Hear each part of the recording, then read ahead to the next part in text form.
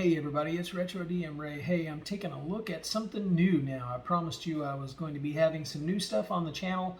And so here is the new thing that I'm going to be covering here soon. And it is the Forbidden Lands boxed set from Free League.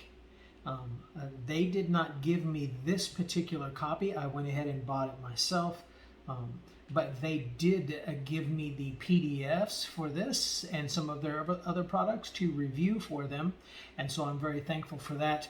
I'm just not very good at the split screen PDF thing, like some other channels are out there that I watch on a regular basis, so I like to have the physical copies for things that I can cover.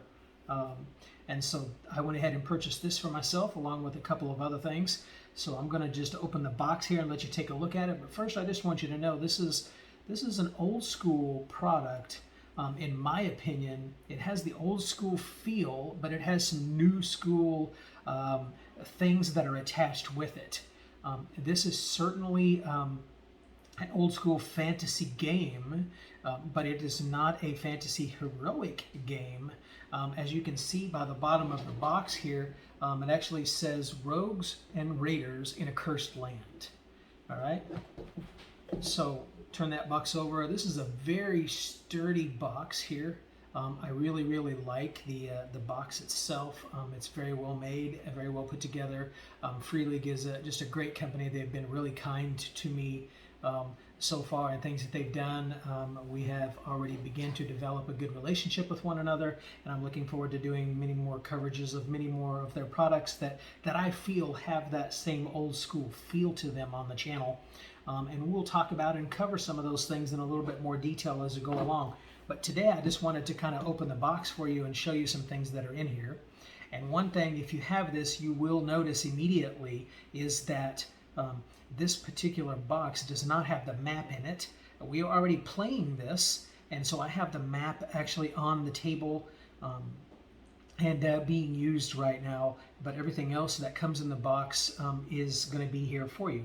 So we'll take a look at the box here. First thing you'll see are these beautiful books. This is the Player's Handbook right here, and this is the Game Master's Guide. Very cool. I just have to say, really excellent quality workmanship. Really sturdy covers. This faux leather has got a really good feeling and texture. There's the gold foil here, which is nice. It is not thickly foiled enough that with constant reading and constant rubbing and use, it will kind of begin to come off a little bit. But that's not a downside at all. The stitching here and the binding is just really good.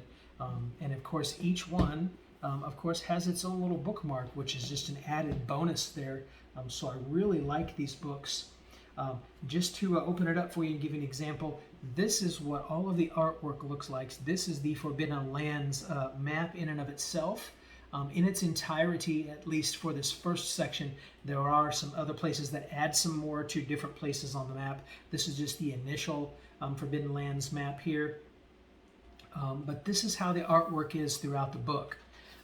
You can take a look at some other pages. So there's an example of a person practicing a female as a profession there as the warrior type. So there's some of that black and white line art. So again, like I said, that's that old school feel, that old school appearance. This particular product, Forbidden Lands, is actually got art from Nils Gulliksen.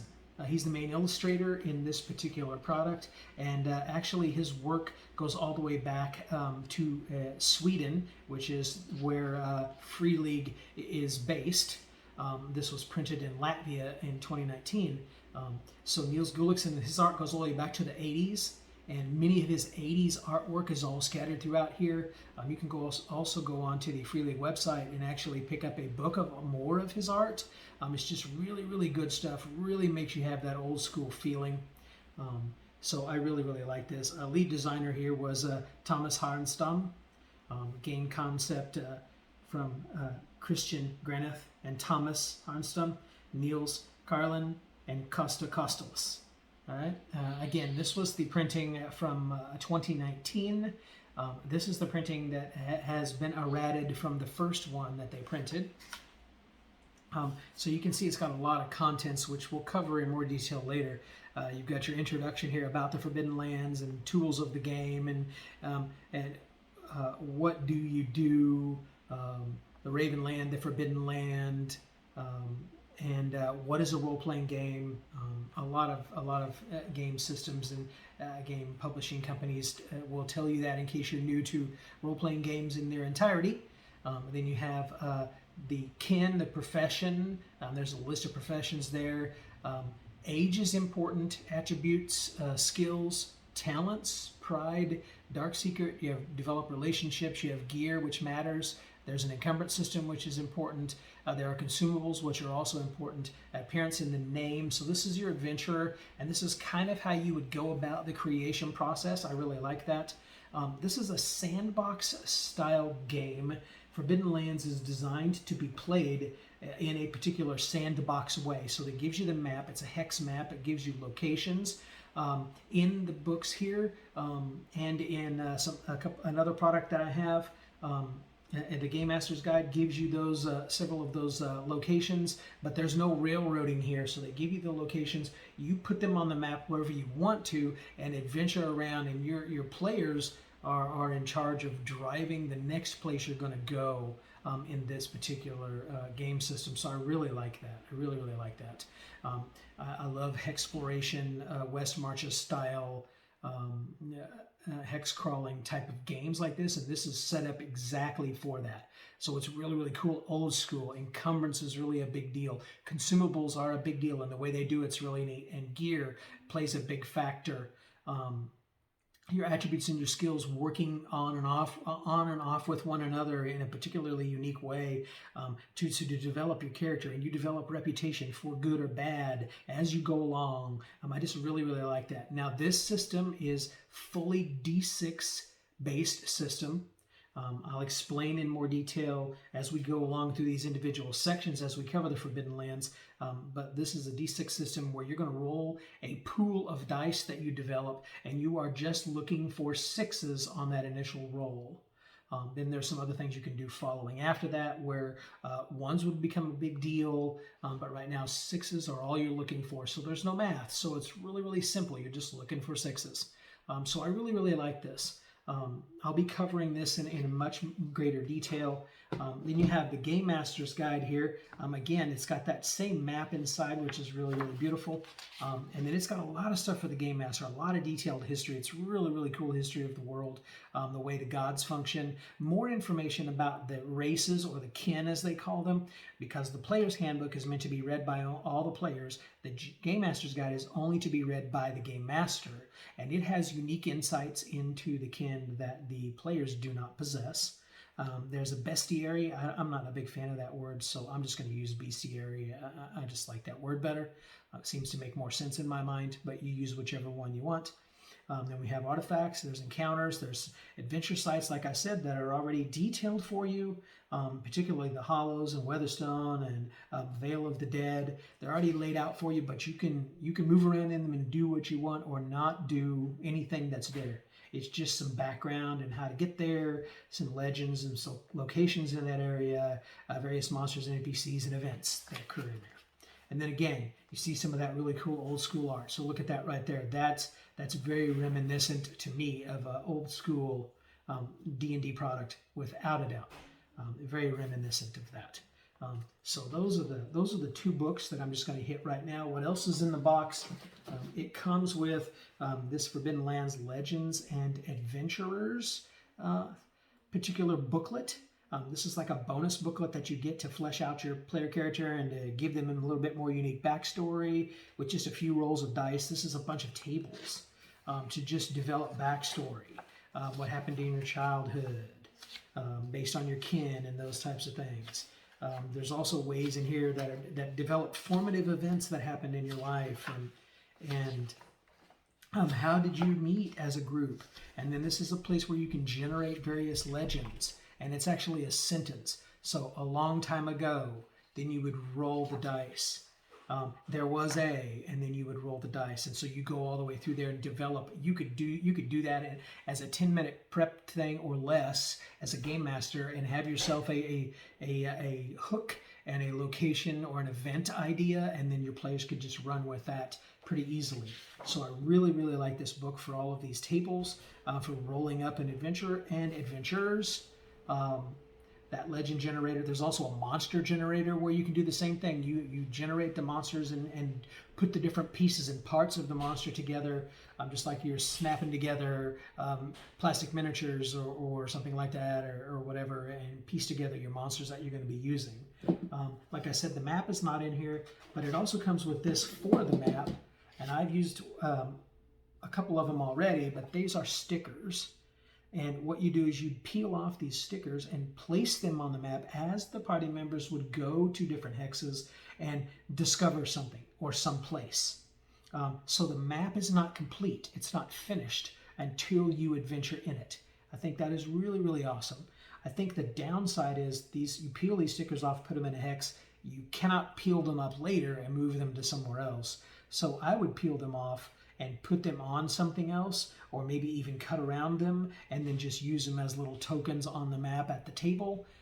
We used the little plastic chits for like the board game Yahtzee, and we would put them on either side of those chits and then put that on the map in locations we've gone to. It's however you would want to do that, but I think that's really cool that they put that in the box there. So those are the main things that are in the box that I wanted to show you right there. And then there's a couple of other things I went ahead and picked up because I'm the game master, so I'm running it all the time. And that would be this game master screen. It's not very large, as you can see, compared to that player's handbook. It's even a little bit smaller than the player's handbook there. Not much, but it's really thick cardstock. I would say it's even a little thicker than normal cardstock. It's a pretty good screen. It's got some cool art on there, as you can see on the screen, and then it's got some very useful tables in there. Useful tables on a screen is incredibly important. I don't know about you, but I have seen an awful lot of old school D&D screens that were very lacking in things that I might want as a dungeon master on a screen, and also a whole lot of things that I really didn't need, depending on the screen.